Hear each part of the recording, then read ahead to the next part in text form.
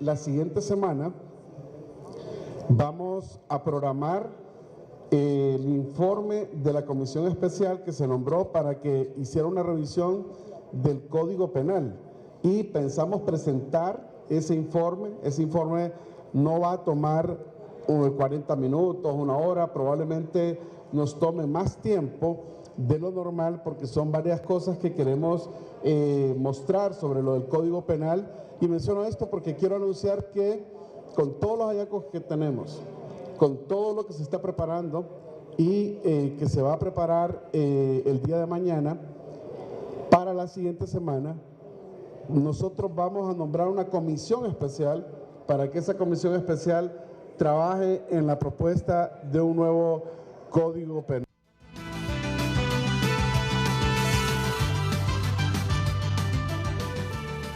Hola, muy buenos días, ¿qué tal? ¿Cómo están ustedes? Saben que yo me he preguntado, abogado, pase, que le pongan su micrófono con confianza, no es la primera vez que usted viene aquí, ya es parte del análisis de la casa. Buenos días, pero todavía no lo presento hasta que mis compañeros le hayan colocado el micrófono. Yo me he preguntado en las últimas horas, ¿realmente necesitamos un nuevo Código Penal? No basta con hacer las reformas al que tenemos. Si este que tenemos es de vigencia reciente, se socializó 2 años, se tuvo una cantidad similar para elaborar todo el proyecto, el dictamen y luego la discusión en el Congreso. Y aquí está uno de los principales asesores de ese Código Penal que tenemos los hondureños actualmente. Entonces, por eso yo me lo pregunto ¿qué les digo? Digo yo que con objetividad, sin ningún prejuicio, porque necesitamos uno nuevo. De veras necesitamos un nuevo Código Penal. Sabemos que hay cosas del Código en que coincidimos que pareciera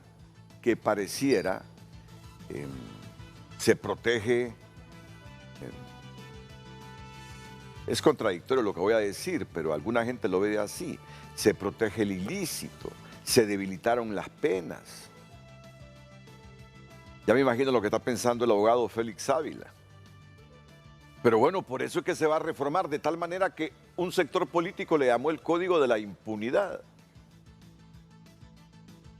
Todas esas preguntas me las he estado haciendo en los últimos días. Y qué bien entonces que tengamos el debate de ese tema hoy, porque se va a conocer un informe sobre este Código Penal la próxima semana en el Congreso Nacional. Y de ahí entonces es que el diputado presidente ha dicho la posibilidad de hacer uno nuevo. Solo permítanme unos segundos para presentarles a mis invitados. Pero es que ayer en TN5 Estelar divulgamos esta noticia.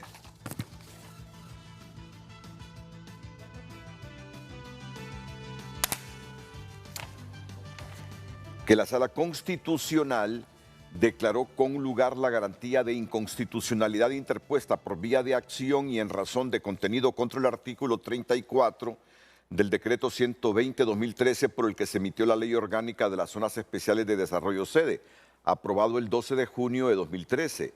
El citado artículo 34, a criterio de la abogada general de la Universidad, Aida Romero, vulnera varios artículos constitucionales que se refieren a la educación superior, principalmente la atribución exclusiva conferida a la universidad para organizar, dirigir y desarrollar la educación superior y profesional consagrada en el artículo 160 constitucional.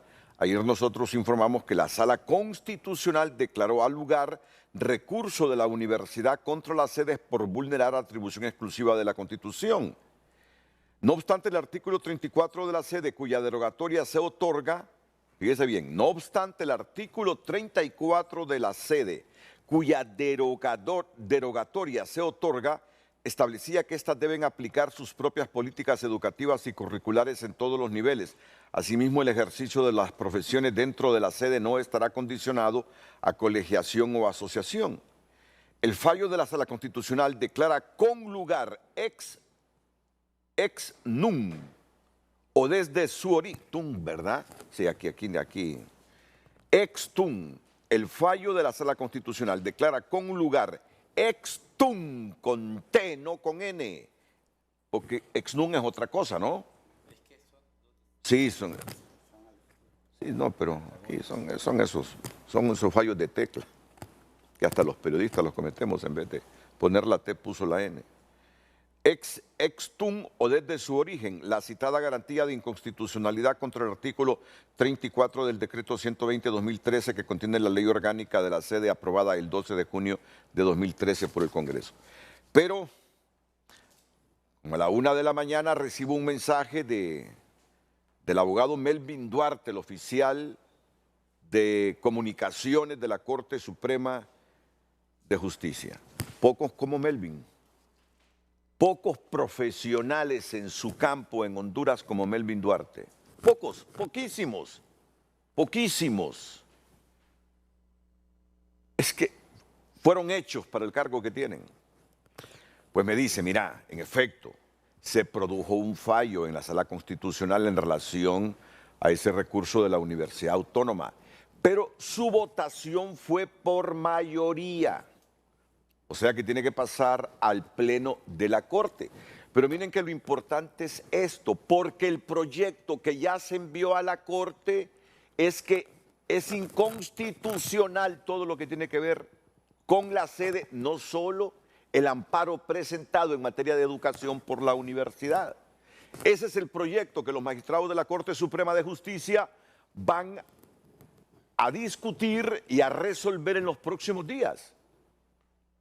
Que la inconstitucionalidad de la sede no se supedita simplemente al amparo presentado por la universidad, sino todo lo que conformó las zonas de empleo y desarrollo económico.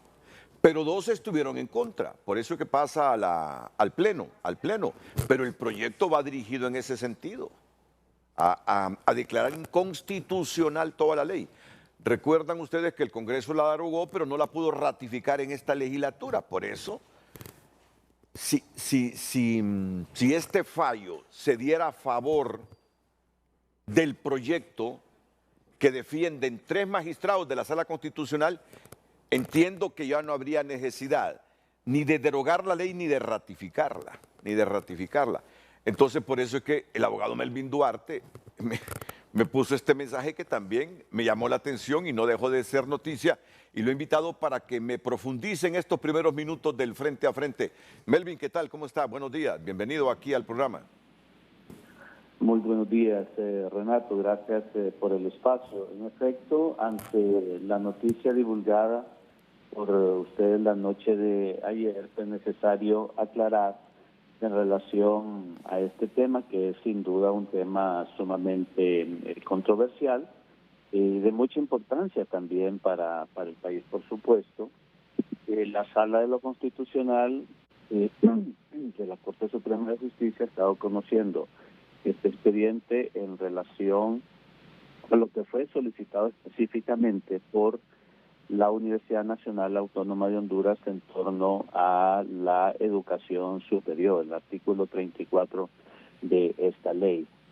Es importante decir que la Sala de lo Constitucional, dentro de sus facultades, tiene, por supuesto, la posibilidad de declarar la inconstitucionalidad del artículo que es solicitado por la persona o la institución que tiene un interés directo, personal y legítimo, como lo requiere la ley sobre justicia constitucional en relación al tema planteado, poder igualmente analizar cualquier otro artículo que la Sala considere que puede ser violatorio de la Constitución o declarar la inconstitucionalidad de toda la ley.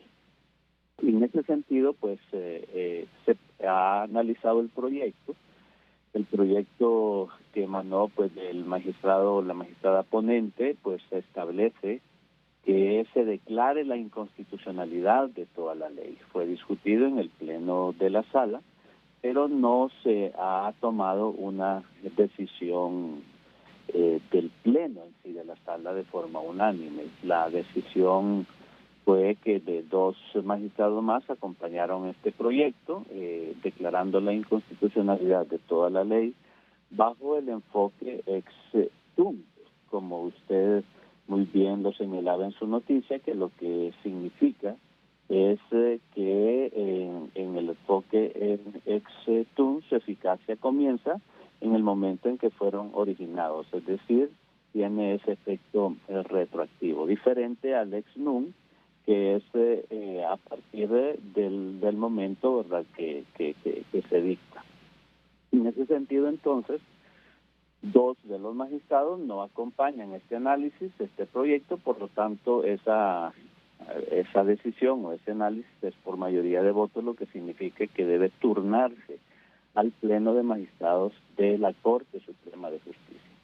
Ya el expediente ha sido remitido a la Secretaría de la Corte Suprema y ya se podrá agendar en una próxima fecha para el análisis completo de los 15 magistrados. Obviamente esto no es tan inmediato porque, de acuerdo a lo que se me informaba, pues es un análisis bastante voluminoso de más de 100 páginas, por lo tanto deberá hacerse un análisis previo muy exhaustivo y muy profundo. Normalmente los expedientes pasan primero a la lectura y análisis de los magistrados integrantes permanentes y luego pues se establece ya los siguientes pasos para que pueda discutirse en el Pleno. Esto es lo que ha ocurrido, Renato, y en ese sentido, entonces, no hay una decisión en firme en relación a este tema, ya que se ha turnado a la Suprema Corte y lo que se ha decidido por mayoría de votos,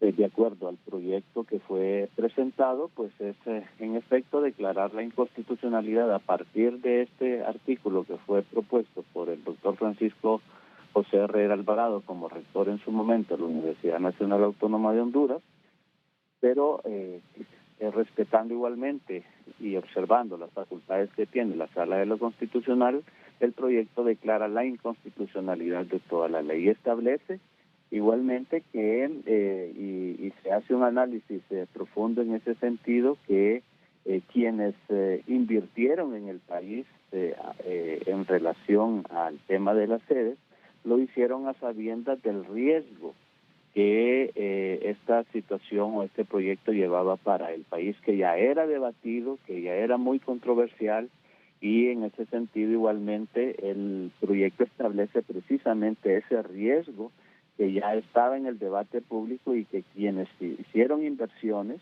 fue precisamente en conocimiento de ese riesgo, y eso se deja muy bien planteado por parte del proyecto que ha sido el proyecto ponente en relación a esta decisión. 2 de los compañeros de la sala pues se decantan no por esta posición, sino más bien solo por declarar la inconstitucionalidad del artículo que ha sido planteado por la Universidad Nacional Autónoma de Honduras y bajo el enfoque ex-nunc, es decir, a partir del momento en que se toma la decisión sin ningún efecto retroactivo. Y ese es el debate que irá al Pleno de la Suprema Corte, bajo el análisis que se puede hacer pues en estos próximos días, por supuesto, Renato. Recordemos que este tema pues es un tema de país, un tema importante, un tema muy debatido y que fue igualmente el tema que en aquel momento, cuando se conoció como redes, de las redes especiales o regiones especiales de desarrollo, fue lo que motivó la separación de 4 magistrados de la Sala de lo Constitucional y que por lo cual hoy el Estado de Honduras debe pagar más de 51 millones de lempiras por la demanda contra el Estado en este sentido. Entonces, las sedes pues, es el proyecto evolucionado de aquel que se propuso en aquel momento, ¿verdad? Y el análisis que se ha planteado pues es más o menos en la misma línea que los magistrados de aquel entonces habían planteado en su momento y que hoy se presenta ya como un proyecto de la actual Sala Constitucional en la cual se establece la declaratoria de inconstitucionalidad de toda la ley como proyecto bajo el enfoque ex-TUN, es decir, con este efecto retroactivo desde el momento que tuvo su origen. Pero no hay una decisión, como la decisión o el análisis de la sala fue por mayoría de votos y quiero insistir en eso, entonces el expediente debe pasar a la decisión y análisis de la Suprema Corte en los próximos días. Fíjate que ahora todo queda supeditado a si se deroga de nuevo la ley en el Congreso y se consigue la ratificación con 86 diputados. Si eso se hace primero a partir de la próxima legislatura y la subsiguiente legislatura, a que antes falle el Pleno de la Corte Suprema de Justicia. Yo creo que esto de la sede se va a dilucidar por el lado del Pleno de la Corte y no por el Congreso. Porque no fue ratificada la derogatoria simplemente porque no se pudieron obtener los 86 diputados. Entonces, en resumen, si en el Pleno pasa el proyecto por el que votaron 3 a favor en la Sala Constitucional, las zonas de empleo económico y desarrollo quedan derogadas. Todo lo que crió la sede queda derogada y no estrictamente lo que pedía la Universidad Nacional Autónoma de Honduras. Así lo resumo y creo que lo he interpretado correctamente en función de lo que me está diciendo el abogado Melvin Duarte. Si en el Pleno gana el proyecto enviado con la línea de los 3 magistrados que votaron a favor de que se derogara toda la ley, fíjese bien, toda la ley, no solo abarcaría el fallo al amparo que presentó la universidad, sino a declarar inconstitucional todo lo de la sede. Muchas gracias, Melvin. Estamos para... Ok, ¿sí? Entonces, ¿dónde se va a resolver esto? Primero en el Pleno de Magistrados o en el Congreso. No se sabe dónde, porque... Bueno, ya sabemos que no van a quedar derogadas en este Congreso. Porque en todo caso, ¿cuántas legislaturas después de esta en que estamos les hacen falta? Solo una, ¿verdad? Solo una más. Pudiesen derogarlo en la última legislatura, pero habría que esperar una siguiente legislatura, un nuevo Congreso para ver si lo ratifican. Y como nadie sabe cómo quedará la relación de fuerzas políticas en el Congreso, por eso me da la impresión a mí que esto puede fallarse primero en el Pleno de Magistrados. No sabemos si bajo el proyecto que fue enviado. Solo sabemos que 3 magistrados votaron a favor y como fue por mayoría, entonces no quedó unánime el fallo. Les presento a mis invitados porque no termino, me gustaría una opinión de ustedes, pero mi pregunta es, y creo que me está buscando los nombres de todos los magistrados de la Sala Constitucional, porque yo fácilmente les puedo deducir quiénes votaron a favor y quiénes votaron en contra. Y no sería ningún pecado. Así es, no es ningún pecado, por ningún supuesto, ilícito. sí. Bueno, presento a mis invitados primero. El diputado Ramón Barrios. ¿Qué tal, abogado? ¿Cómo está usted? Muy bien, muchas gracias. Don Renato, siempre es un honor estar aquí en su programa, debatir un tema que me parece muy importante y en función de colegas a los que admiro mucho. El abogado Félix Ávila. ¿Qué tal, abogado? Muy buenos Bienvenido, días, buenos días. Es un placer tenerlo aquí en el programa también. Un honor estar aquí con Sí. usted y con notados invitados juristas, el honorable diputado y jurista Ramón Barrios y el colega ilustrado jurista Luis Romero. Romero, Luis Romero. que es muy asiduo también aquí en este plató. Sí. Aquí Renato, pues para debatir sobre estos temas. Bueno, Pues, no, muchas gracias. Pues la sala constitucional está integrada, la actual sala constitucional está integrada por la magistrada presidenta Rebeca Lisette Raquel Obando. no. No, Ella no permita, integra. no. El abogado Marlina. Wagner Vallecillo, la abogada Isbel, el abogado Sonia Luis Marlina. Fernando Padilla, la Sonia abogada Marlina. Sonia Marlina y la abogada Viela. Son 5. Sí, ahí están. Repítamelo. La preside actualmente el abogado Wagner Vallecillo. Wagner Vallecillo. La integra la abogada Sonia Marlina, la abogada Isbel Agustío, el abogado Luis Fernando Padilla y la abogada Viela. Y la abogada Viela. Viela, sí. ¿Se atreve usted a decir quiénes votaron a favor de declarar inconstitucional todo lo concerniente a la sede? Pues no he visto, don Renato. Buenos días a todos. No es También. atrevido ya usted para Un placer. responder a estas preguntas, ¿verdad? No es que no podría decir quiénes, pues. Quiénes, pero sí, lo importante es que ya se está declarando inconstitucional que siempre se habían hecho planteamientos de que era inconstitucional, no solo desde el punto de vista de la educación, ¿verdad?, sino en todo su contexto. De hecho, esa inconstitucionalidad de la abogada Aida va presentada o encaminada hacia declarar toda la ley, que regula las sedes inconstitucional. Entonces va a ser el pleno el que va a derogar. Buenos días a todos, también es un placer poder estar acá, de ¿verdad? hecho, hay 4 recursos más Hay que 4 está conociendo recursos la más. Sala Constitucional. Hay 4 recursos más. El proyecto va encaminado a que el fallo... Y me parece que está bien, Sí. que la Corte Suprema de Justicia de nuestra nación, en un fallo razonado, jurídico, declare la inconstitucionalidad de las sedes. Me parece muy bien. Viendo aquí, revisando aquí un periódico, la Sala Constitucional, la más apetecida y de las más importantes, porque aquí se conocen y resuelven usualmente los temas políticos, la dirigirá la abogada Sonia Marlina Dubón, pero ya hubo el cambio, recuerdan ustedes. Sí. Se rotan cada año. Ahora la preside el magistrado Wagner Vallecillo. Sonia Marlina Dubón, militante de Libre. Estoy leyendo una redacción del Heraldo. En esta sala será acompañada de los magistrados Francisca Villela Zavala, también de Libre. Estos 2 votos les aseguro que fallaron a favor de la inconstitucionalidad y sobre el espíritu con que va ese proyecto al Pleno. Los nacionalistas Isbela Bustillo Hernández y Luis Fernando Padilla. Estos votaron en contra. Sí. Y el liberal Wagner Vallecillo votó a favor. Ese votó a favor. Sin lugar a dudas. Sí votó a favor.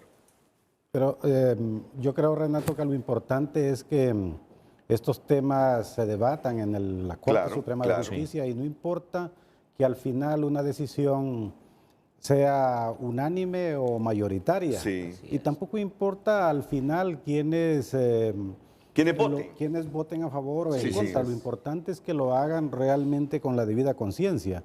Miren, en los tribunales de justicia, tanto nacionales como internacionales, las disidencias son normales. En la Suprema Corte de los Estados Unidos, ahí donde se han producido cambios importantísimos en temas tan cruciales en los Estados Unidos como el tema aborto, todos estos temas complicados, las decisiones han sido 8-7. Es decir, dependiendo la línea jurisprudencial de la Suprema Corte de los Estados Unidos, así es. Entonces, si es conservadora, generalmente los progresistas no acompañan esa línea de esos fallos.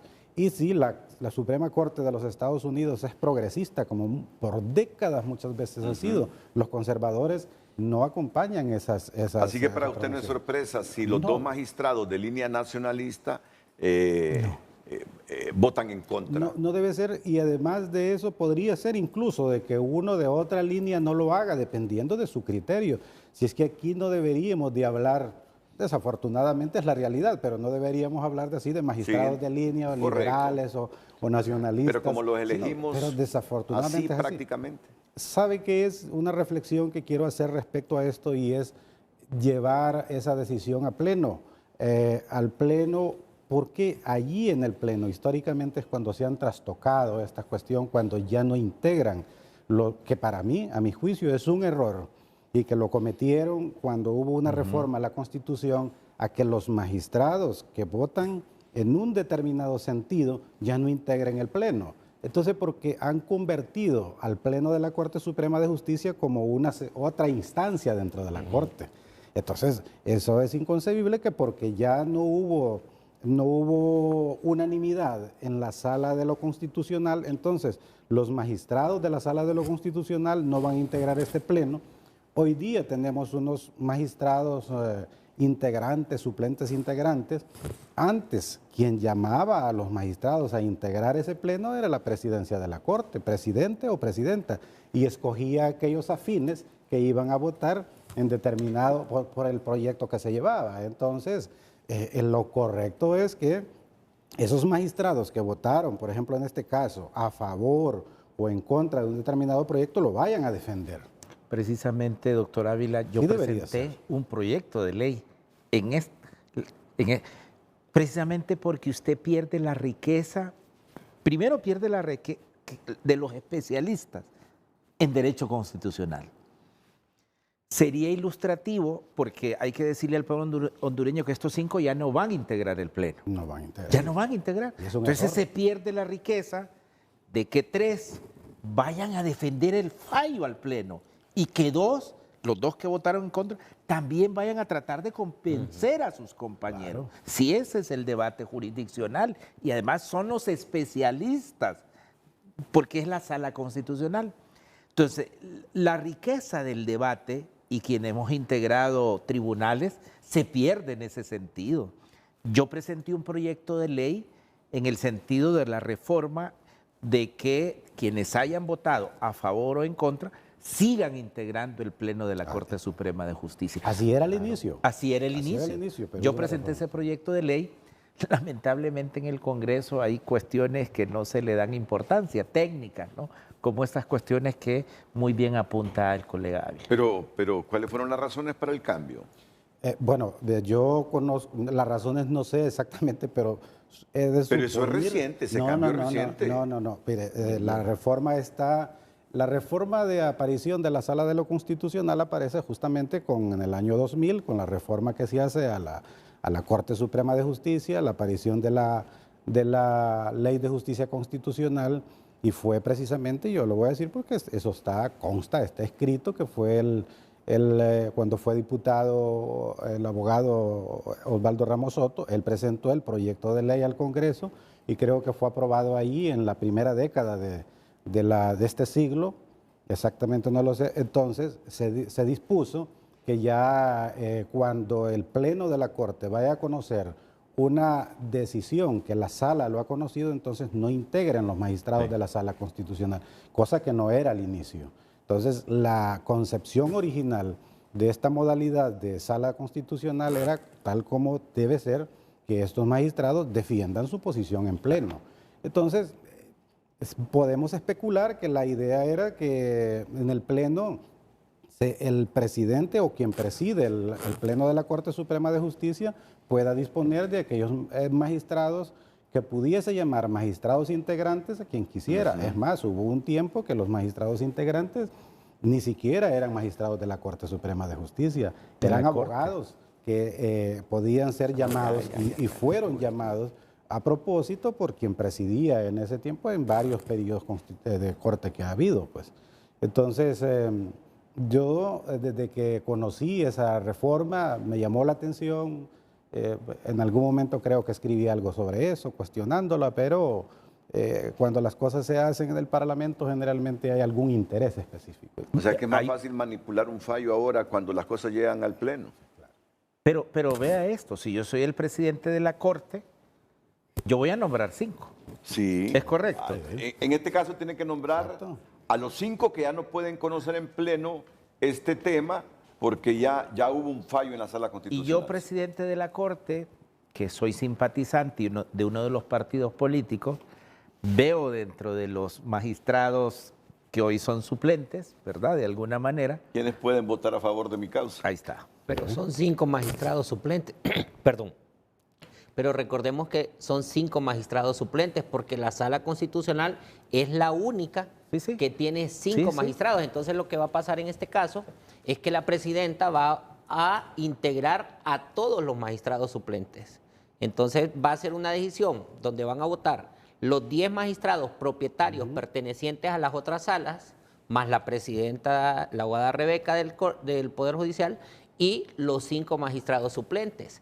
Si esa decisión no fuera de la Sala Constitucional, sino que fuera de otra sala, por ejemplo, de la Sala Laboral Contencioso, de la Sala Civil o de la Sala Penal, la presidenta podría escoger dentro de los 5 suplentes cuáles son los 3 que va a elegir para que integren el Pleno. Pero en este caso tienen que ser los 5 por el número de magistrados de la Sala Constitucional. Por lo menos existe esta salvaguarda ahora, que ya estamos hablando de que los magistrados integrantes ya están definidos.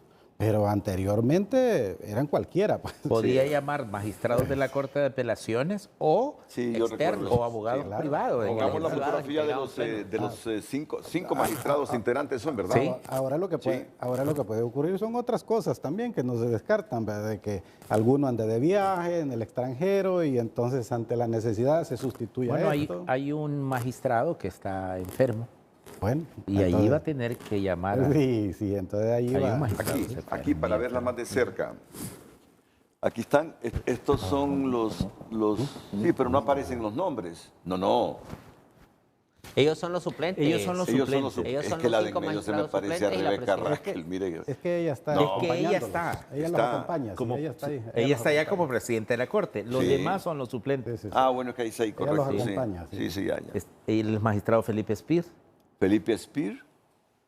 ¿Reconocen a los otros? Es Ricardo Pineda, el que está de pie, Luis Discua, Espinal Iría, el hijo del abogado Espinal Iría. Espinal Irías, Y las dos de las dos damas, no sé cuál de Ella las dos era es. magistrada de la Corte de San Pedro Sula.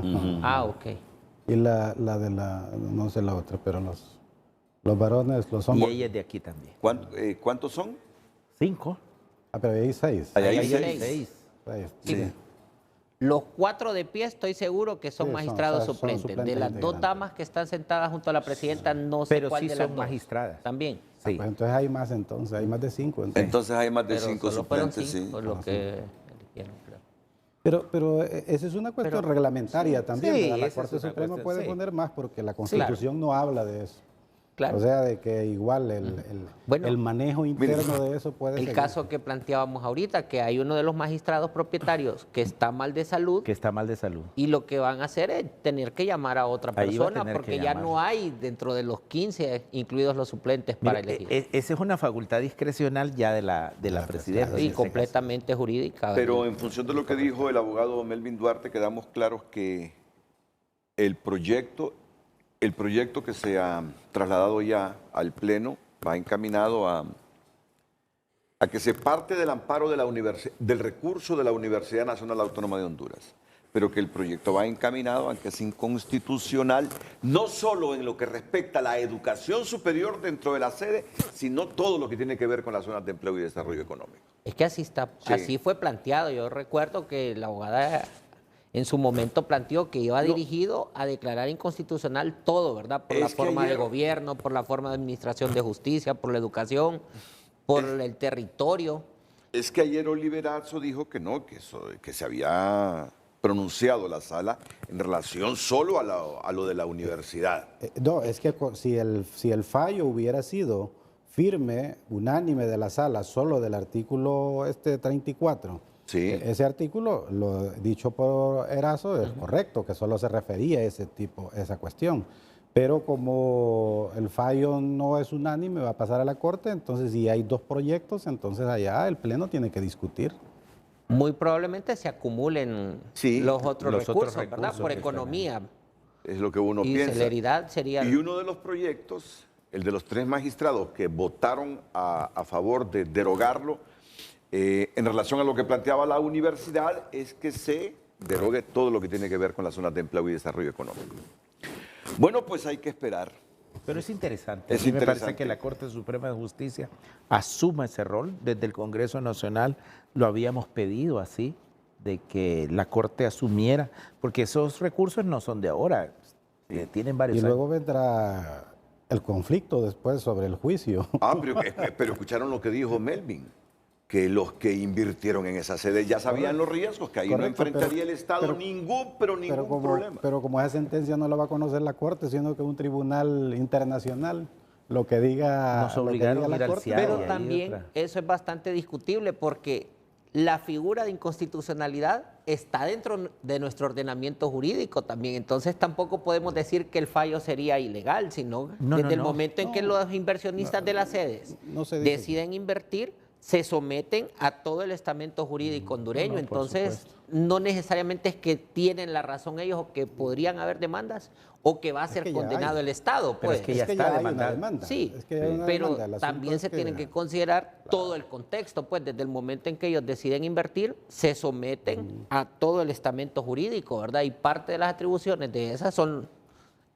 parte de las implicaciones, perdón, de ese tipo de acciones son este tipo de cosas. Lo que va a llevar como consecuencia esto es la inseguridad jurídica que hay en un país, ¿verdad? Donde las cosas hoy día son de un modo, hoy día son de este color, Claro. hoy día son de este. No, eso es Entonces, cierto. eso es lo que al final un tribunal o un tribunal internacional Va a sopesar. puede valorar y pesa eso. Es decir, que Entonces, es aunque grave. un poder del Estado de Honduras falle y diga que el Estado no asume ninguna responsabilidad al declararse inconstitucional las sedes, porque ya los inversionistas sabían de los riesgos que corrían, eso se queda como un fallo secundario ante un arbitraje o una corte internacional que dirime este asunto. Eso no. En materia eso no- de inversiones, eso no vincula, sí. un inversionista a futuro va a decir, bueno, meto mi dinero en este país en donde dentro de 10 años mi dinero puede estar en riesgo porque en este caso una Corte Suprema dicta un fallo en contra de las leyes que me dieron lugar a invertir mi dinero en este momento. Esto es lo peligroso, ¿no? Claro. Sí, el mensaje a la comunidad internacional que Sí, se está así es. mandando, y es lo que hemos estado hablando siempre, pues la inseguridad jurídica que impera en el Estado. De hecho, es uno del el tema a tocar hoy, es precisamente eso. En el gobierno pasado derogaron un código penal, implementaron otro, y hoy se está planteando la necesidad o la posibilidad de derogar el actual para implementar otro. Hay cuestiones que son serias y que un funcionario público, cuando llega a estos puestos, debe tratar estos temas como temas de Estado, no como temas de 4 años, sino que hay que hacer este tema de la sede. ¿Se acuerda cuando, bueno, usted nos convocaba aquí, lo tocábamos y las voces eran fuertes en el sentido de que era un proyecto inconstitucional desde ese momento? Entonces yo creo que los funcionarios debemos ser serios en estos temas de Estado realmente. Sí. Mientras tanto, las sedes siguen vigentes. Sí. Así es. Las sedes siguen vigentes en el país porque no se logró la ratificación de la derogatoria, que tenía que ser en esta legislatura, pero...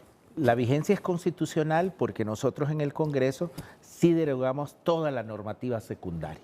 Es imposible en este momento, y por eso no ha pasado durante esta administración, Renato y colegas, que se instale una nueva sede porque la norma secundaria que desarrolla el principio constitucional lo derogamos totalmente. Pero las que ya estaban... Las que ya estaban, sí. Y el otro puntito, para que no nos quede ningún cabo suelto, es que no sé si esto ya nos va proyectando la medición de fuerzas en la sala constitucional. Aquí el punto es saber hacia dónde se inclina Wagner Vallecillo. Él ya votó. Pero él ya votó. Él ya ahorita. votó. No, ya no va a volver a correcto, él ya votar. no va a estar en el pleno, no. pero por lo menos nos deja una lección, ¿verdad? Que cuál va a ser la posición del magistrado Wagner Vallecillo. No voy a decir que si esta vez se inclinó por Sí, el no proyecto de Sonia necesariamente. Marlina o de la otra de Libre, ¿cómo se llama? La boda Villela. La La Villela. abogada Villela, es que siempre será a favor de las causas de Libre el voto de Wagner Vallecillo. Pero se le va a estar vigilando con lupa porque, como usted lo decía, uno no quiere que voten en función partidaria, sino en función de lo que realmente es administrar justicia. Ese es el ideal con que uno sueña. Para eso fueron nombrados. Este tipo de decisiones son normales dentro de un sistema de mire administración que de ojalá justicia. que podamos conseguir ese fallo para que usted pueda hacer un programa y podemos discutir cuáles fueron los fundamentos de hecho y de derecho que los 3 magistrados que votaron a favor expusieron en el fallo y por qué los otros 2 expusieron. Ambas posiciones son válidas desde el punto de vista jurídico y de sus atribuciones que tienen como magistrados de la Sala Constitucional. Pero va a enriquecer, digamos, la discusión temática de la sociedad para saber, ¿verdad?, por qué razones ellos dicen que no, que está bien, que no aceptan el recurso presentado por la universidad y los otros 3 porque sí. Y estos fallos generalmente son de acceso público. Tienen Debería, que ser, sí, deben debería, de ser, porque debería. sencillamente es una decisión de unos magistrados y que ellos ya no van a integrar van a- y es un fallo oponente. Es un fallo Prácticamente oponente. va Esto al debería de pleno. publicarlo la Corte y Exacto. ponerlo a disposición Exacto. de la academia. Bueno, el recurso es de la Universidad Nacional, nada más enriquecedor que poner, digamos, a la sociedad en contexto para saber cómo votaron los magistrados de la Corte Suprema de Justicia. ¿Cómo votaron y por qué ¿Y votaron? por qué? Esta palabra es importante. ¿Por qué? ¿Por qué digo yo que es inconstitucional o por qué yo rechazo la pretensión de la Universidad Nacional Autónoma de Honduras? Bueno, dejamos el capítulo de este fallo de la Sala Constitucional por mayoría, que por ser por mayoría tiene entonces que resolverse a nivel del Pleno de la Corte Suprema de Justicia, que integran 15 magistrados, solo que los que ya fallaron, los 5 de la Sala Constitucional, no podrán integrar ese Pleno. Pero ahí, don Renato, solo, y perdón que Sí. yo sé que ya cerró, hay una cosa partiendo de lo que dijo el licenciado Duarte, ¿verdad?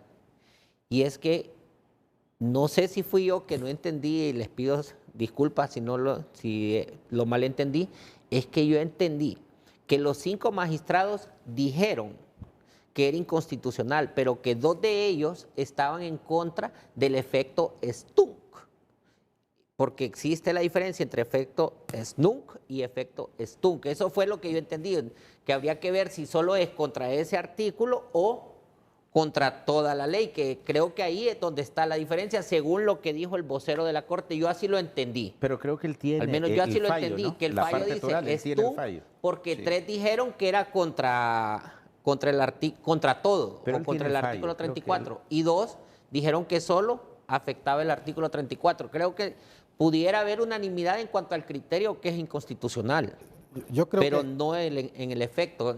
Y no me quedó claro con lo que fue lo que yo entendí, al menos de lo que dijo el Sí, la parte abogado oral Duarte. del fallo dice lo siguiente. Falla, declarando con lugar ex tunc o de origen la garantía de inconstitucionalidad interpuesta por razón de contenido por el doctor Francisco José Herrera Alvarado en su condición de rector de la Universidad Nacional Autónoma de Honduras contra el artículo 34 del decreto legislativo número 120/2013 que contiene la ley orgánica de las zonas de empleo y desarrollo. Del fallo es lo único que tenemos. Sí, está pero claro. el vocero amplió sobre eso. Y sí, dijo, pero lo que dice... Mira, yo pero creo, considerando. Renato, que en un asunto tan importantísimo como esto, la Corte Suprema de Justicia hoy, que es una nueva corte, debería de hacer un comunicado de prensa donde publique o haga, no que publique, sino que haga un extracto de esa decisión, De todas las ¿verdad? Para que se entienda. Quizás no publicar todo el proyecto, que este fallo se convierta en un voto ya, pero debería hacerlo así porque es muy escueto eso que publica. Y que Vamos no- a ver, es que Bueno, muy probablemente eso ocurre, Buenas pero noches. don Me Renato. imagino que quizás vas a abordar ese tema de las sedes mañana o en el noticiero, no sé.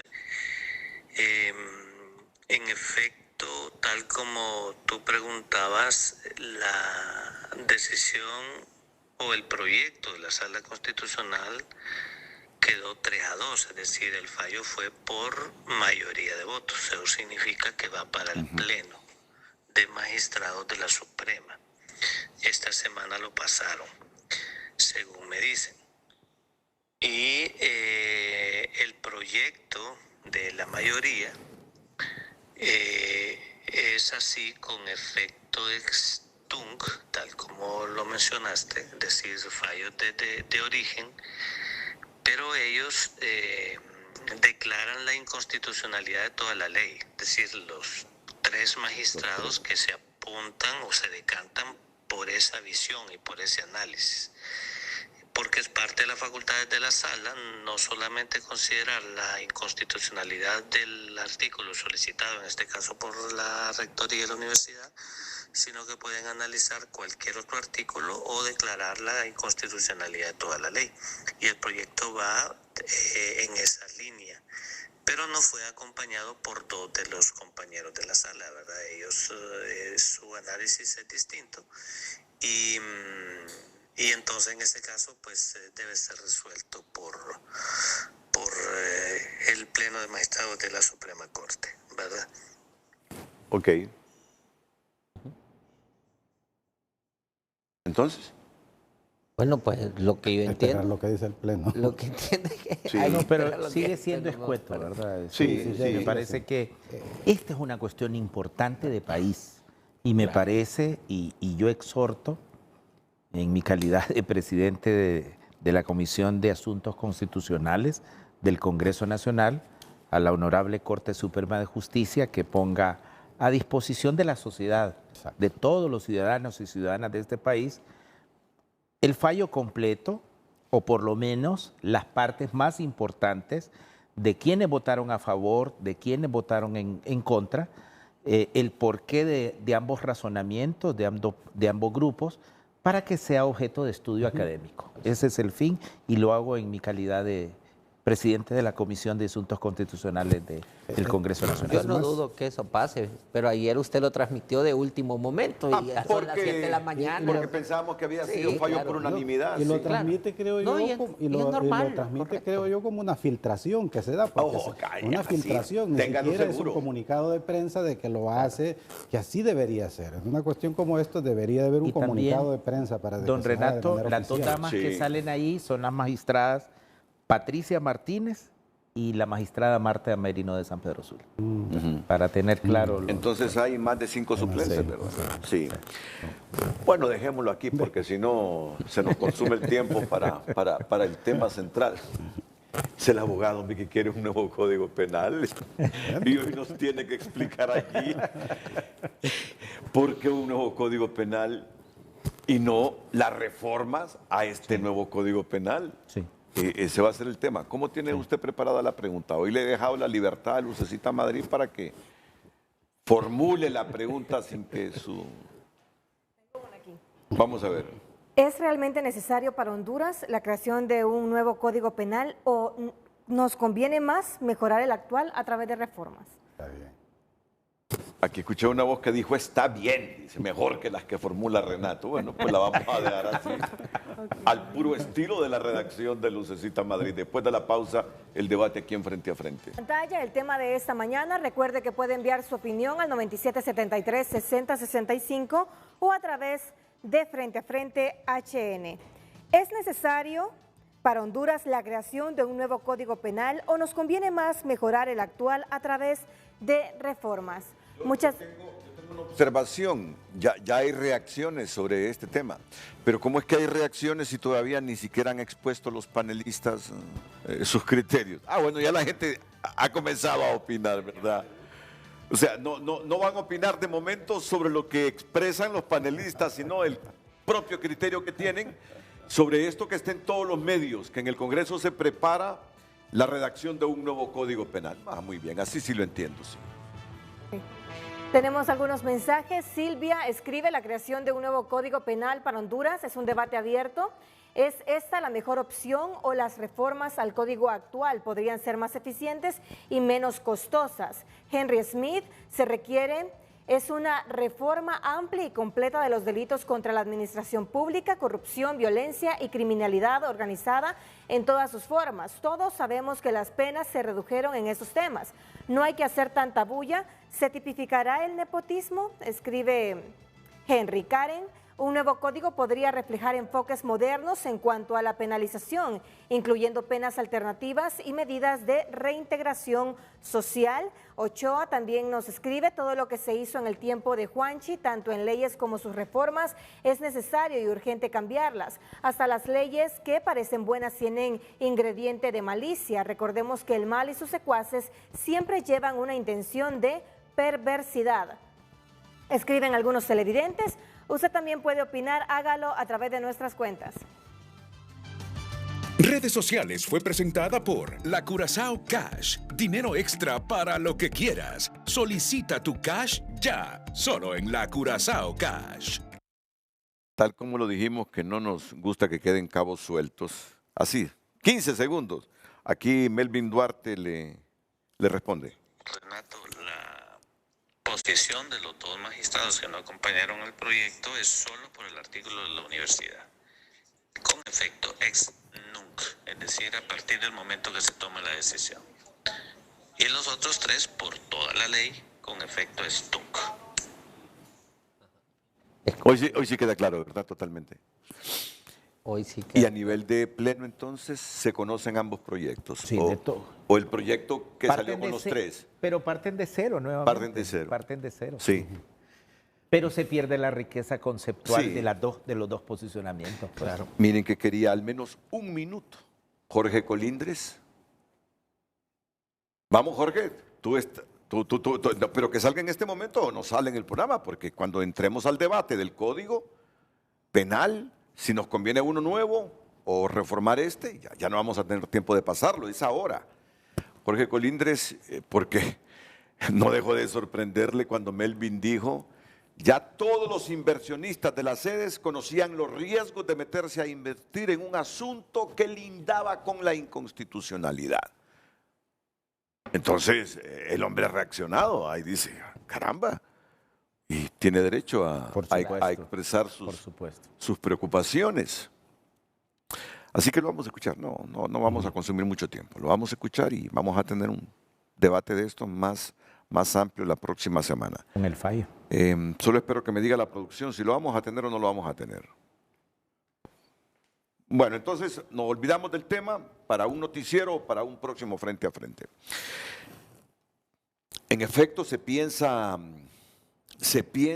en un nuevo Código Penal, abogado? Efectivamente, así lo anunció esta semana en la última sesión que tuvimos en el Congreso Nacional el presidente Luis Redondo, que efectivamente esta semana iba a nombrar una comisión para un nuevo Código Penal. Pero si me permite poner en contexto cómo es que llega el presidente Luis Redondo a esta decisión. El presidente Luis Redondo nombró el año pasado una comisión para que revisara, Renato y amigos, todo el procedimiento de aprobación, de sanción y publicación del actual Código Penal vigente, que, bueno, algunos le llaman el Código Penal de la impunidad.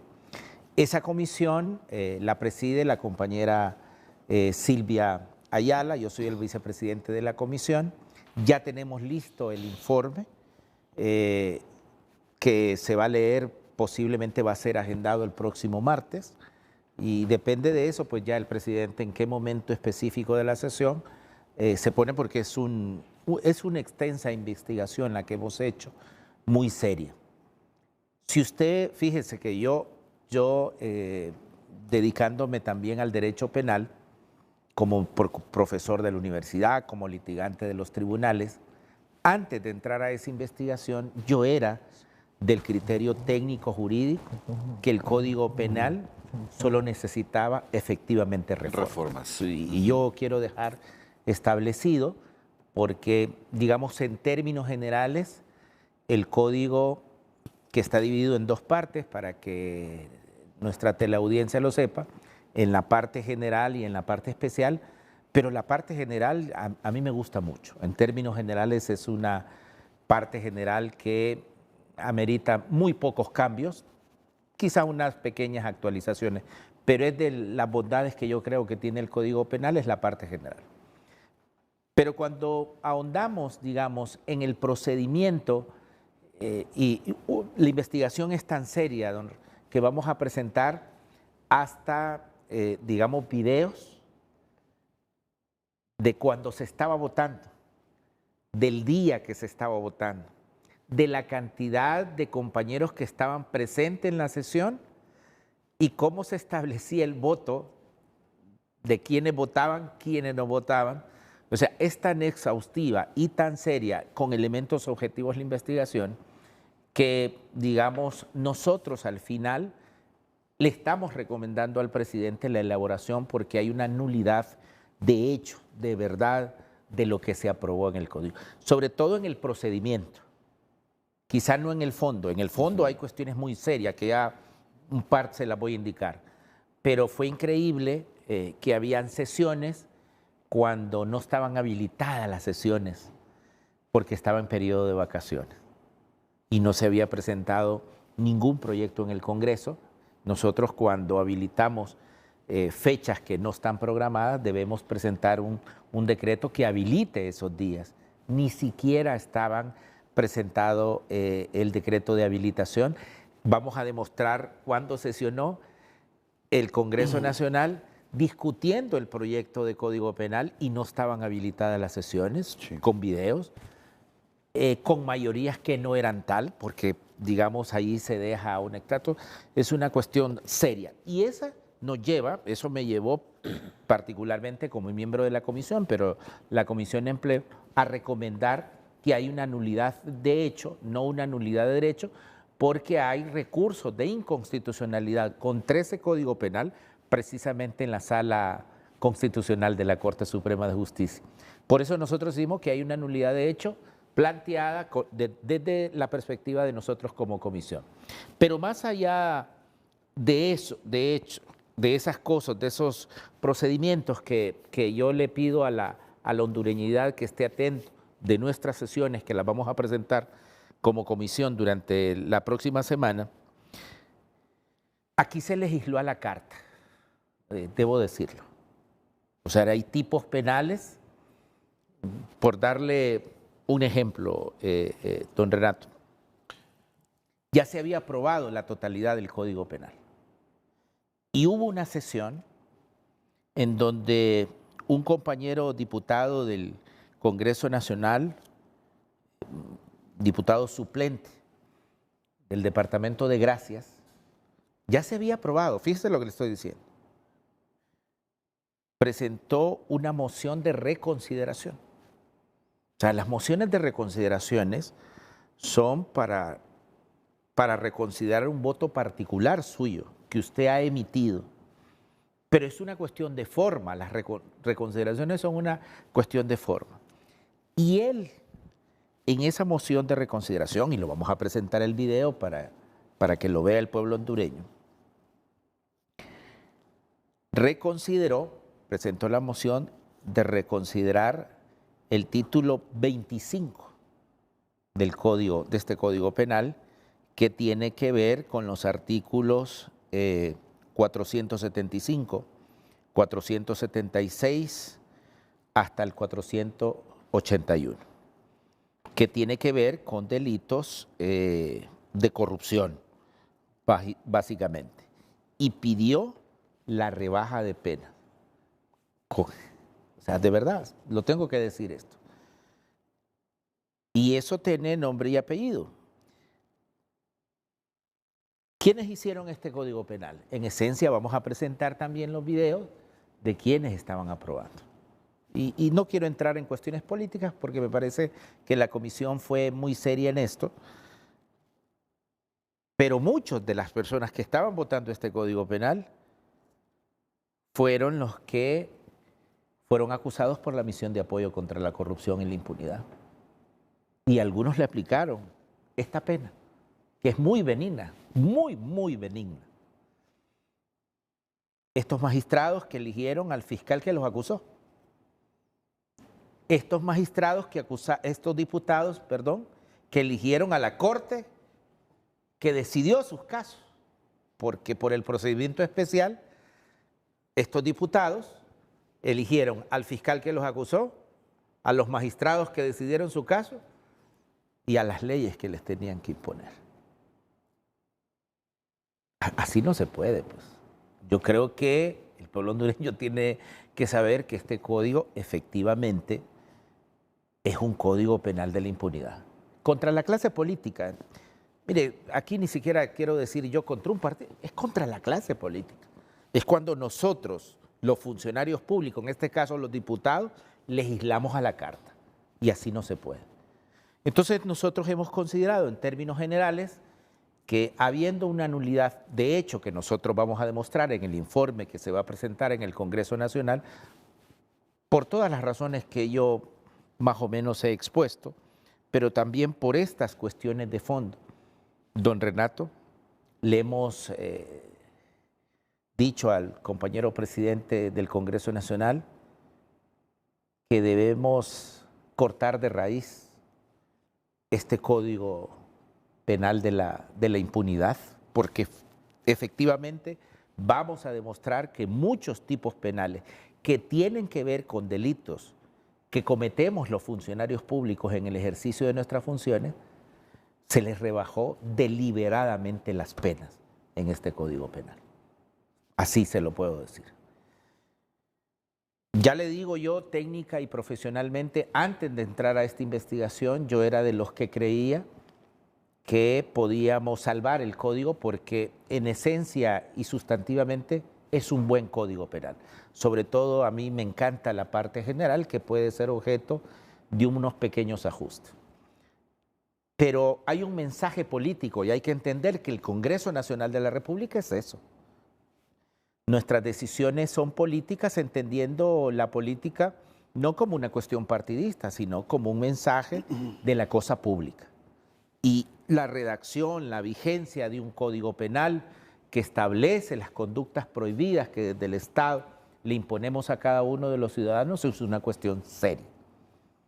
Entonces, nosotros hemos propuesto la redacción de un nuevo código penal que yo creo que va a costar mucho menos inversión porque ya tenemos un buen insumo en esto. Y termino con esto, mi participación. Vamos a demostrar en ese informe el próximo martes que al Congreso Nacional llegó un proyecto de ley, que en la discusión se discutió algo totalmente distinto a lo que se había enviado.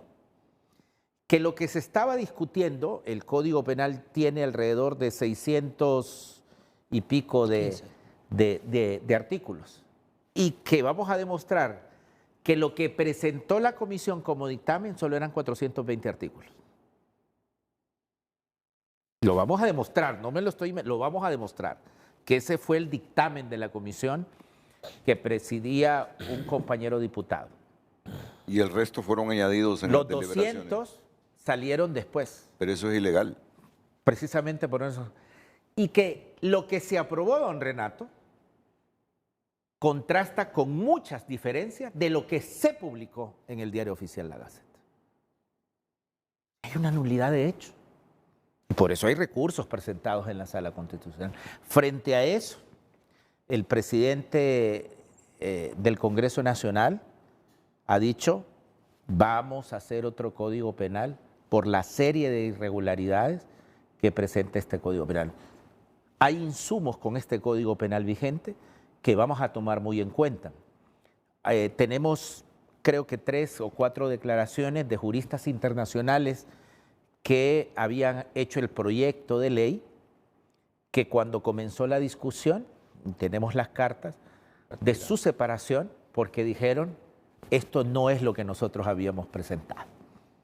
Y por eso usted ve que ingresaron compañeros juristas nacionales. El mismo Congreso comienza a contratar juristas nacionales frente a la renuncia de los juristas internacionales. Porque allí presentamos las evidencias donde ellos dicen, esto no es lo que nosotros habíamos presentado, sobre todo en delitos que cometemos los funcionarios públicos. Así que nosotros creemos que comisión que preside la congresista y compañera Silvia Ayala, tenemos motivos objetivos para haber sugerido la redacción de un nuevo Código Penal.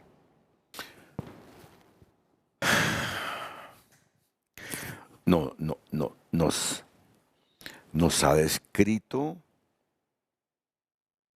a mí me impresiona esto del diputado que presenta una reconsideración. Las reconsideraciones se presentan justo en qué momento y para qué. Hasta el final, porque usted ya tiene aprobado. Ya tenía aprobado el código. Ya tenía aprobado el código. El acta, en el acta, cuando se lee el acta de todas nuestras sesiones, usted puede presentar reconsideraciones al acta. Mire que yo dije que era lunes 15 y ahí está redactado como martes 16. Las redacciones, o voy a reconsiderar mi voto a favor o en contra que di en ese momento por tales y tales razones.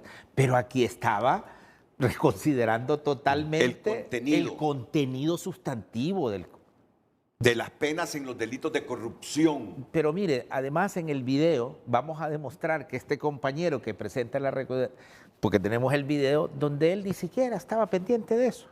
Y alguien le presenta una página. Así, hay un compañero ahí. Para que leyera. Para que leyera. Y él comenzó, ¿verdad? Es para un diputado reducir las suplente. penas por corrupción.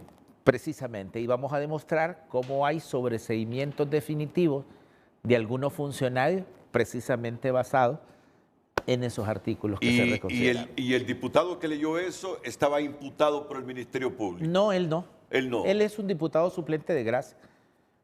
Pero seguramente el que le dio la página para que lo leyera así. Bueno, yo sé que el abogado estuvo involucrado como asesor en ese Código Penal y otros abogados. Así que voy a escuchar la opinión de Félix Ávila y también de el abogado Luis Romero en relación a estas justificaciones que expresa hoy en Frente a Frente. No le voy a llamar justificaciones, estas argumentaciones que presenta el diputado Ramón Barrios para que la comisión le haya sugerido al diputado presidente del Congreso redactar un nuevo Código Penal. Después de la pausa comercial. Rubí Esperanza López nos escribe a través de X: la implementación de un nuevo Código Penal es necesario para que sea más efectivo y de pronta resolución a los delitos. Marlon Cerrato: que socialicen puntualmente las razones que tienen para cambiar el Código Penal vigente. A mi criterio no es el momento ni para cambiarlo ni para hacerle reformas profundas.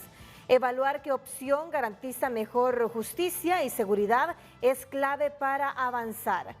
María Mejía: crear un nuevo Código Penal. Honduras podría beneficiarse más de mejorar el actual mediante reformas que sean más efectivas y que realmente no se dobleguen a servicios de estructuras criminales, así como fue el caso durante la narcodictadura. Escriben algunos televidentes. Continúe enviando sus mensajes a través de nuestras cuentas en redes sociales.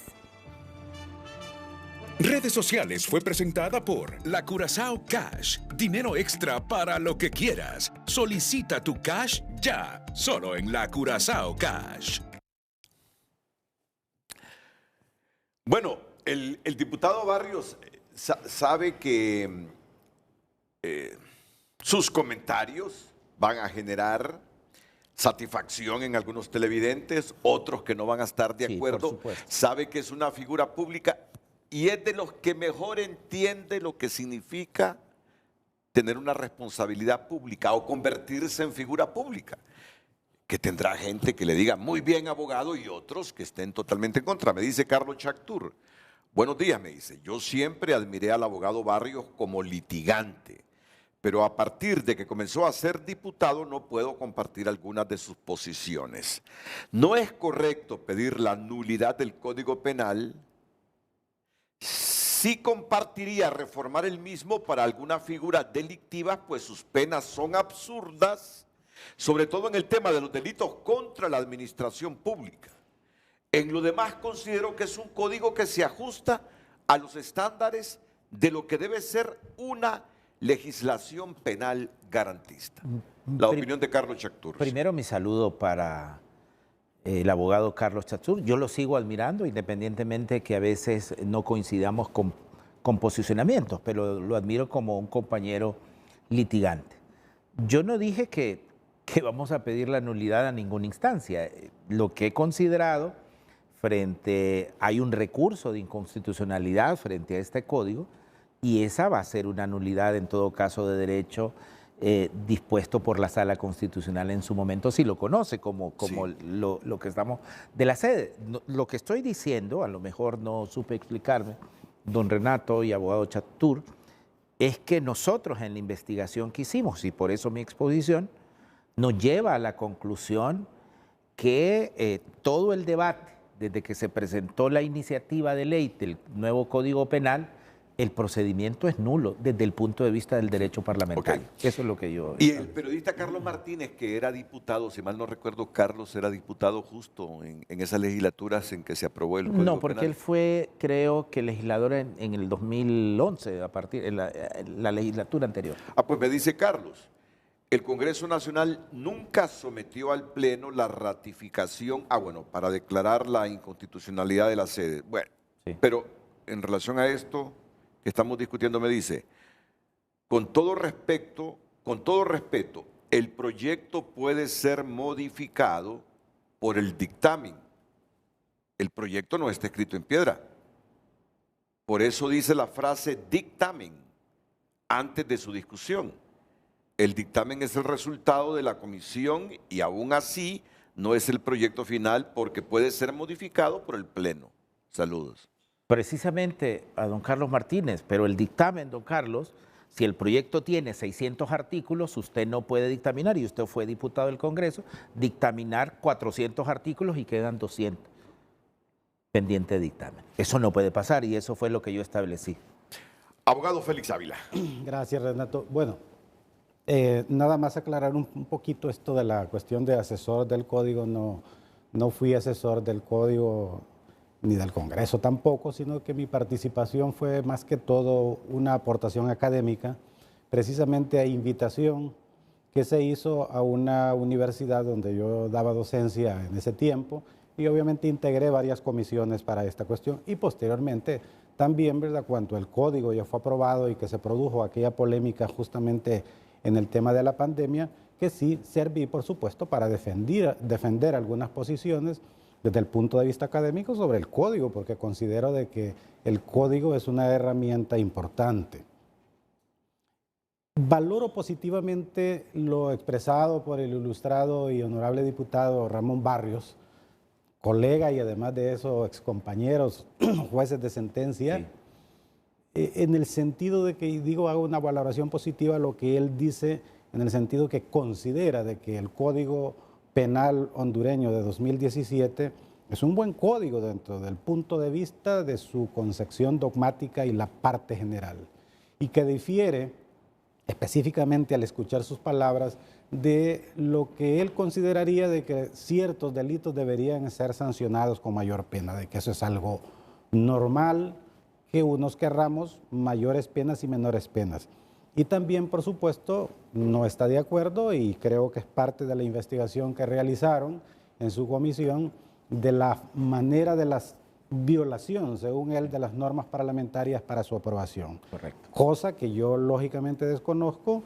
Ellos van a exponer las razones al Pleno y al final el Pleno podrá de repente hacer un debate. Y ya escuchamos, por ejemplo, aquí una posición de un exdiputado donde considera que en el Pleno pueden modificarse tanto el dictamen, se puede votar a favor del dictamen como también a favor del proyecto. Yo no soy congresista y por lo tanto pues desconozco tanto las normas parlamentarias. Ahora bien, entrando al tema de los códigos penales y los códigos de la nación, Renato, hay una cosa, un detalle importante que hay que decirlo. Los gobiernos cuando llegan, o ciertos partidos políticos cuando llegan a ser gobierno, y algunos presidentes de parlamentos quieren dejar como legado un nuevo código. Y generalmente esto puede ser bueno o puede ser malo, dependiendo de qué tan larga data tenga el código anterior. Porque quieren recordarse de que el código penal sea el código de fulano de tal. Eso es así, eso es en Italia, eso es en Francia, en Europa, en países de América Latina también, que se recuerde que tal código, el código de fulano de tal. Entonces, que tengamos un nuevo código, pues eso lo va a decidir, ¿verdad?, la sociedad hondureña y la clase política en realidad. Lo lamentable, o mejor dicho, lo contradictorio es que teniendo un código recién hecho, quizás solo por congraciarse o solo para que se pueda decir más adelante el código de Luis Redondo, por decir así, ¿verdad? Entonces, y se deshaga un código que a lo mejor es bueno, pero porque no se quiere porque es de otra generación o de otra posición. Otro gobierno. O de Juan Orlando Hernández. Algo así, el código de Mauricio Oliva, que se llevaba así con Juan Orlando exactamente. Hernández. Entonces, eso no es válido. Pero bueno, cada quien tiene todo su derecho. Si se es gobierno, tiene derecho a gobernar siempre y cuando se gobierne bien. Luego lo otro es los códigos penales, hay que decirlo aquí para que la sociedad entienda muy bien, son una herramienta de control social. Y como herramienta de control social es porque el gobierno aprovecha precisamente esa herramienta importante como es el derecho penal para controlar a la sociedad. De ahí entonces que son cuestiones polémicas, Renato, compañeros, o la creación de un código penal es polémico porque todos los sectores quieren tener su código penal. Es decir, la polémica que se armó con el Código Penal para el sector privado, el sector empresarial fue grande porque el Código Penal tenía una parte importante que hoy hay mucha gente que la está demandando, la responsabilidad penal de las personas jurídicas. Que yo he visto en varios programas que ha habido lamentación que por qué razón se quitó eso que estaba ahí y por qué se derogó. Precisamente imagínense de que antes de que entrara en vigencia el Código Penal, que ya entrara en vigencia plena, para complacer a un determinado sector, ¿verdad?, de que en ese tiempo adversaba el código, y lo adversaba precisamente por eso, entonces se derogó todo el capítulo y todos los artículos respecto a la responsabilidad penal de las personas jurídicas, que era un avance importantísima en materia de derecho penal que el abogado Barrios yo creo que debe entender.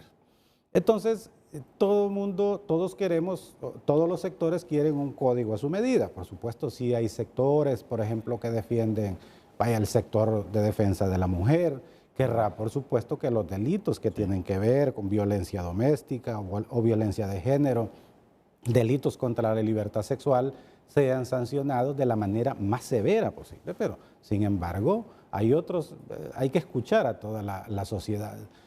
Vaya, ustedes como gremio periodista, por supuesto, sufren de alguna u otra manera si ven que el Código Penal sanciona delitos de injuria, de calumnia, y el deseo del gremio periodístico es que tema de esta naturaleza ni siquiera tenga que ver, se despenalice. Se despenalice. ¿Sí? Entonces, se crea todo un debate. Por eso, construir un código no es una cosa de la noche a la mañana, como en el debate que se generó antes de este gobierno, cuando aquí en este foro creo que apareció alguien que virulentamente dijo, tenemos ya un código y en un mes lo aprobamos, queremos un nuevo código. ¿Cómo es posible de que encontremos voces como estas? Pero esas voces ya dejaron de hablar cuando lo que pretendían lo lograron en ese momento. Vamos, temas polémicos como el aborto, que ni siquiera se tocó en este código porque lógicamente se sabía lo que iba a ocurrir. Hubo un compromiso, entiendo, en el Congreso de la República que dijo, ok, no nos vamos a meter con aborto porque no aprobamos el código, si hablamos de 2 o 3 artículos del aborto y por lo tanto el tema de aborto quedó como en el Código de 1983. Y así se dijo, si pretendemos, dejamos que se debata este tema, no va a haber código en Honduras porque no se va a aprobar, simple y sencillamente por eso. Entonces, sí, Renato, yo creo que el Código Penal vigente actual vino a reformar el Código de 1983. Es un avance sustancial, es un código moderno. Desafortunadamente, y en eso voy a estar yo de acuerdo con el abogado Ramón Barrios, que si en algún momento la redacción en cuanto se refiere a las penas obedeció a aspectos a favorecer a coyunturas políticas, eso no es válido. Y desafortunadamente esos son los aspectos que vienen a degenerar o a arruinar, por decir así, algo bueno, algo positivo. Ahora, el detalle es, en este momento, para componer las cosas, si se quiere, para arreglar aquellas cosas, y si se reconoce que el código de repente puede ser bueno en un 80 o más %, y que el malestar puede ser porque yo quiero de que el delito de cohecho tenga una pena de 15 años, pues hagamos la reforma si es fácil. Es más fácil de repente hacer una reforma sustancial donde se aumenten las penas. La hubo, Renato, para el Código de 1983. En el año 95, una reforma enorme que se produjo porque el Código de 1983 para esa época había quedado muy rezagado. Desafortunadamente las reformas que se le hicieron al Código de 1983 solo eran nada más en cuanto a las penas, ¿va? Pero se hizo porque era una necesidad. Desde entonces Independientemente de ser asesor o no, yo vengo trabajando en esos códigos, conozco los códigos. Me acuerdo de que esa reforma de 1995-97, hubo una reforma y luego otra contrarreforma, porque mire cómo son las cosas en este país. La reforma de 1996 aumentó las penas considerablemente porque se quería. Luego después vino reacciones y se fue al Congreso de la República y Carlos Flores era presidente del Congreso y el extinto Reina. Pineda Ponce era el vicepresidente. Yo me acuerdo que yo fui en una comisión de jueces en ese momento y escuchó a los sectores y dijo, ok, de ahí es la llamada contrarreforma de que se hizo para rebajar algunas penas que se consideraba demasiado altas en algunos ciertos sectores. Entonces, esto no es nuevo, Renato. Luego se pensó ya cuando Rafael Pineda Ponce fue presidente del Congreso, él quería, así es la verdad, él quería pasar a la historia que se dijera el código que fue aprobado en Pineda Ponce y se creó un proyecto de código penal, yo ahí tengo el texto, no es como este que se aprobó ahora, difiere, pero es un código que superaba el código de 1983. Posteriormente, ya en este siglo XXI, también de alguna u otra manera a mí se me invitó para ver algunas cosas. Creo que la Corte, este era un proyecto, ya no era del Congreso, sino que de la Corte Suprema de Justicia, cuando José María Palacios estuvo, no, mejor dicho, en la Corte de Vilma Morales, y el abogado José María Palacios creo que asesoraba ahí algo, y entonces estuvo trabajando en otro proyecto de Código Penal. El redactor del proyecto era un doctor en Derecho costarricense, Chirinos, Wilfredo Chirinos, y entonces se hicieron varios proyectos. Todos los proyectos fueron analizados para ese proyecto de Código Penal de 2017 que al final se convirtió en ley. Innovaciones importantes como el tema de las penas. Yo estaba escuchando, por ejemplo, algunos textos que envían aquí de algunas personas que los escriben así, dice, queremos variedad de penas. No, este código salió de aquello de que solo teníamos la pena reclusión y prisión para los delitos y prisión para las faltas. Hoy día hay infinidad de penas, hay alternativas para la pena privativa de libertad. Le he interpretado que usted defiende el Código Penal de 2017 y que nos ha dicho que si se requiere hacer ajustes a algunas penas, se pueden hacer las reformas sin renunciar a este código, porque para usted es un código moderno. Y si quieren hacer otro, que lo hagan también, ¿verdad? Si eso es voluntad, ¿verdad? De la sociedad. Pero dice que generalmente el jefe político de turno quiere dejar el legado de que es el código penal de tal persona en específico. No, no crea, yo no dejé de pensar así. Digo yo, Luis Redondo que quiere dejar el legado del código penal de Luis Redondo. Pero él dice que hasta en las democracias más maduras ha ocurrido siempre eso, que se quieren dejar esos legados. Pero bien, son opiniones. Ya viene la opinión del abogado Luis Romero. Entonces, la suya en resumen es que basta con reformas. Sí, yo pienso de que el código necesita reformas. Sí. Cuando ya un código se pone en vigencia y han pasado 2, 3 años, es normal que los códigos se hagan reformas. Eso es normal. Si las leyes no están escritas en piedra, definitivamente. Pero que no hay necesidad de un nuevo código penal. ¿Así? Que no hay necesidad de un nuevo código penal, que basta con las reformas.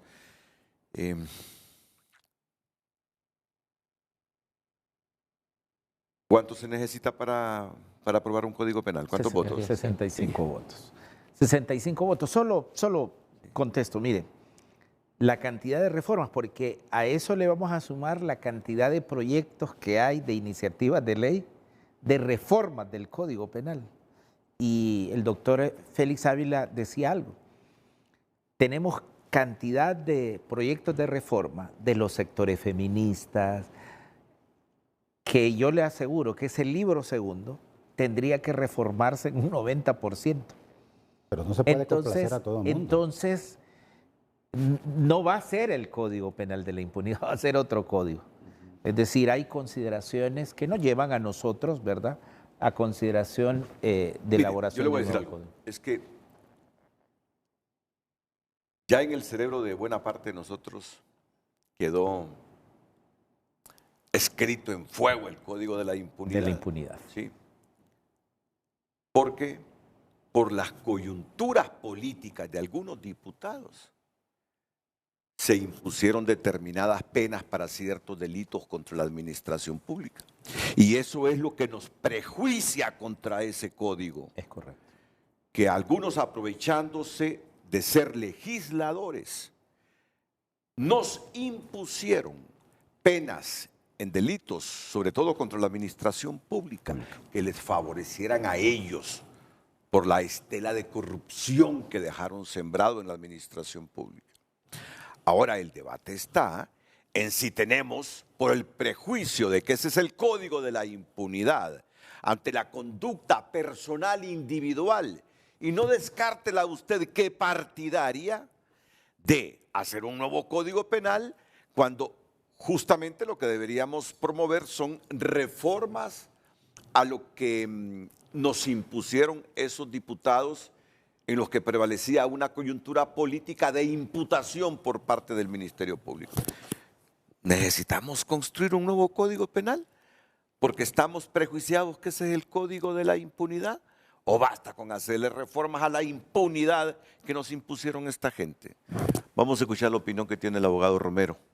Pero bueno, nos hemos atrasado. Déjeme ir a una pausa primero y luego la suya. Continuamos dando lectura a su opinión. Daniel Flores escribe: no es necesario. El actual Código Penal es moderno, progresista. Solo quienes no lo han estudiado se inclinan por un populismo punitivo. Un Código Penal no puede quedar al arbitrio de personas inexpertas. Es tan serio el tema que requiere profundos análisis y estudios. Gabriela Blem: la Sisi es una conquista del pueblo en las calles y cada día que retrasan su llegada están saboteando las oportunidades que el pueblo merece y están dando oportunidad a las redes de corrupción para crecer y fortalecerse. Roberto Díaz: nosotros nos enredamos en asuntos como este porque nuestras leyes son un enredo. Los que las elaboran lo hacen de acuerdo a las conveniencias políticas y personales. En el caso del código, simplemente hay que derogar los artículos que no están bien. Si son muchos, derogar la ley. Escriben algunos televidentes. Continúen enviando sus mensajes. En la sección en que estamos, leamos este de Yair López. Yo estuve en contra del Código Penal por favorecer los delitos de corrupción y otros bienes jurídicos. A pesar de la gran oposición ciudadana y académica, la decisión política era favorecer ciertos grupos. Lo más saludable es enterarnos del informe de la comisión y saber cuál debe ser la mejor decisión, reforma o nuevo código, y saber en realidad qué actos irregulares hubo en su aprobación. Pero sí es claro que en temas de corrupción de forma irregular se redujeron sus penas. Esperemos el informe para estar mejor informados y a partir de ahí valoraremos también las posiciones de sus defensores. Bueno, Criterio.hn publicó el 15 de agosto de 2017 en sus noticias destacadas una de Emi Padilla que dice: pero pongan el rostro pleno de él. Muy bien. A este diputado le decían el diputado Cometa. Dice: ¿quién mandó al diputado Cometa a rebajar las penas a favor de los corruptos? Ahora voy comprendiendo al abogado Barrios en torno a esto. Un diputado suplente que casi nadie conoce porque no se presenta a las sesiones del Congreso fue quien introdujo la reconsideración del acta legislativa para reducir las penas contra los corruptos en Honduras. Su nombre es Agapito Rodríguez, quien es el suplente del diputado por el departamento del Empira y presidente de la Comisión de Educación, Salvador Valeriano.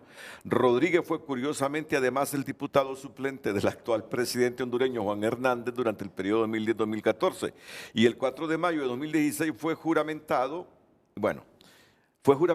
perdí la lectura en mi teléfono, Como secretario de la Junta como Directiva. secretario de la Junta Directiva del Colegio de Abogados de Honduras. El diputado Cometa, como lo han bautizado sus compañeros de la bancada de la oposición, es colega y coterráneo del presidente Hernández. En el occidente de Honduras es conocido además por ser parte de un bufete de abogados que se vincula a la familia Hernández.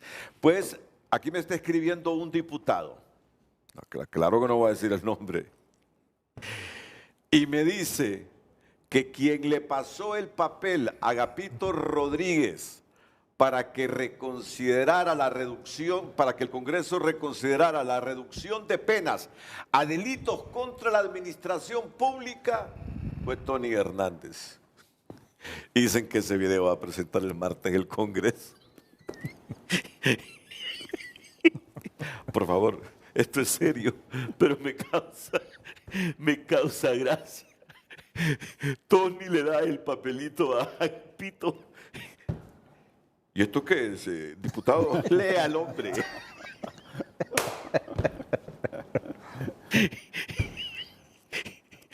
Ya no me reía como hoy así en público. Deme su opinión, abogado, por favor. Bueno, como dicen, ahora todo tiene sentido.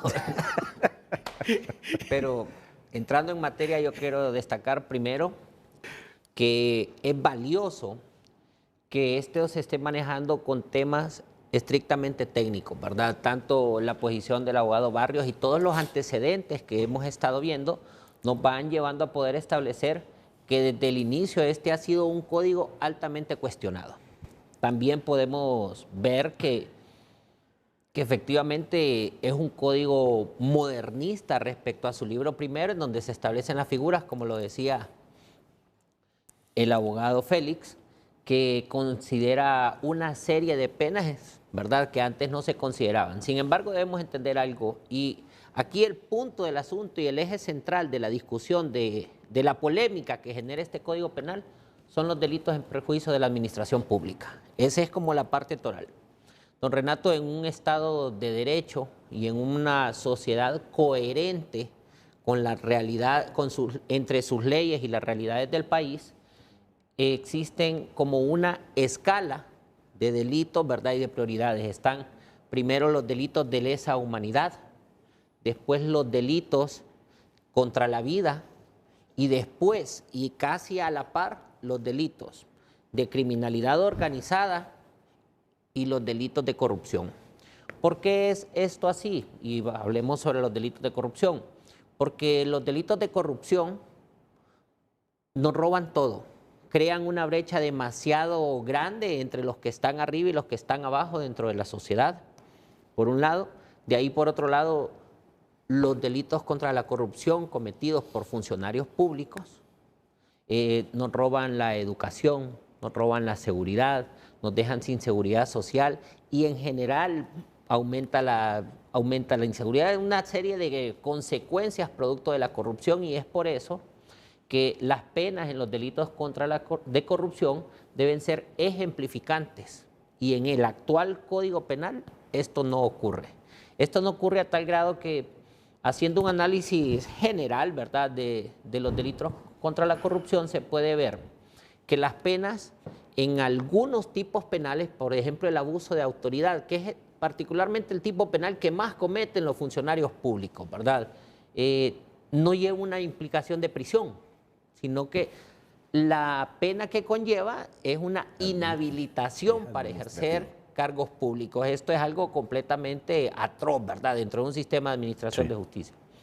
De ahí, los otros delitos en perjuicio de la administración pública que sí contienen penas de prisión, nos podemos dar cuenta que son penas bastante bajas y que con las figuras que están establecidas en el código, en el libro primero de este mismo código, les quedan penas bastante reducidas, que lo que nos llevan a poder establecer de forma concreta es que los corruptos prácticamente no van a ir a la cárcel, ¿verdad?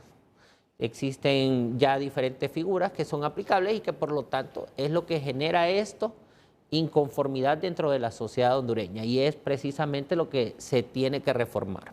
Ahora, creo que valorar, ¿verdad?, y como lo decía el abogado López, si vale la pena hacer un nuevo Código Penal o valorar si vale la pena, ¿verdad?, reformar el Código Penal, que son las dos posturas entre el abogado Barrios y el abogado Ávila, son cuestiones que deben de ser socializadas. Particularmente creo que deben de ser socializadas en pro de los intereses del país y no de la coyuntura política, porque aquí uno de los problemas es que los políticos actúan por coyuntura. Y puedo poner ejemplos. Un ejemplo es lo que se ha anunciado por parte de algunos funcionarios del Poder Ejecutivo respecto a la implementación de un catálogo de delitos. Don Renato, en el pasado, en el gobierno del señor Hernández, ya tuvimos ese catálogo y todos los hondureños nos dimos cuenta que la única consecuencia que esto tuvo es que miles de compatriotas estuvieron presos injustamente durante 2 años y medio solamente esperando su juicio. Estos son temas estrictamente técnicos que tienen que ser abordados con la seriedad del caso y en términos completamente técnicos, ¿verdad? No podemos, vaya, aquí tenemos a 2 expertos de las ciencias penales, ¿verdad?, como lo son el diputado Barrios y el abogado Ávila, hombres con mucha experiencia, con muchos años en tribunales, ¿verdad?, donde está la parte práctica, donde se aplican realmente las leyes. Entonces, debemos entender que hay que manejarlo con la seriedad del caso.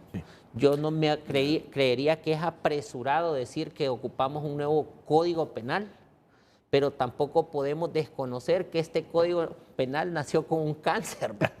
Desde que nació se le llamó el Código de la Impunidad. Y bajo esa premisa se debe considerar si valdría la pena darle vuelta a la página tomando lo bueno de este código, o valdría la pena hacerle reforma. ¿Quiere que le diga algo, abogado? Si Libre en este asunto nos quiere dejar legado, que haga las reformas que estamos exigiendo todos, porque no le favorece la coyuntura política para un nuevo Código Penal. Entramos a la última legislatura con un Libre que solo tiene 40 diputados, no tiene ni la mayoría simple. Y le faltan 25 para alcanzar los 25. Es decir, y como entramos ya prácticamente a un año electoral, seguro que la oposición no le va a favorecer que dejen legado alguno con un nuevo Código Penal.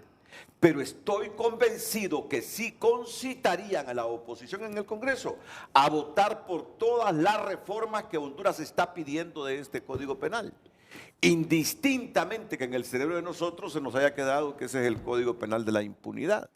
Pero siendo prácticos, lo que necesitamos es que si hubo premeditación, alevosía, aprovechamiento del de poder y de la investidura de diputados de algunas gentes para legislar en función de sus intereses y blindarse, nos harían un gran favor con reformar lo más pronto posible ese Código Penal, atendiendo las consideraciones de que no tienen suficientes diputados y que entramos a una coyuntura política que nadie les va a volver las cosas fáciles a ustedes en el Congreso. La comisión que preside la diputada Silvia Ayala es seria en este sentido. Nosotros vamos a presentar a partir del martes nuestro dictamen como tal. Hacemos eso. Sugerencias, simplemente son sugerencias. Y esas sugerencias están sujetas al análisis del presidente Luis Redondo, como usted establece. Hay 2 posicionamientos, aún al interior de la comisión. Pero bueno, votamos y la mayoría decidió, ¿verdad?, hacer la sugerencia de un nuevo Código Penal. Hay otros compañeros que pensaban técnicamente que una reforma profunda, ¿verdad?, pero bueno, está sujeta a la decisión del presidente, pero queremos tocar este tema muy seriamente. Aún una reforma, Renato y estimados colegas y sociedad hondureña, es una decisión política. La descripción de las conductas prohibidas por el legislador, sobre todo en materia penal, es una decisión política. Doctor Ávila decía, le entramos a la reforma del aborto, eso es una decisión política. Sí. Están pendientes, digamos, muchos proyectos en el Congreso Nacional, por lo menos en 2 o 3 comisiones, entrarle a los tipos penales de los delitos contra el honor, por ejemplo, a las injurias, a las calumnias, a la publicidad, que tiene que ver con el ejercicio de la libertad de expresión.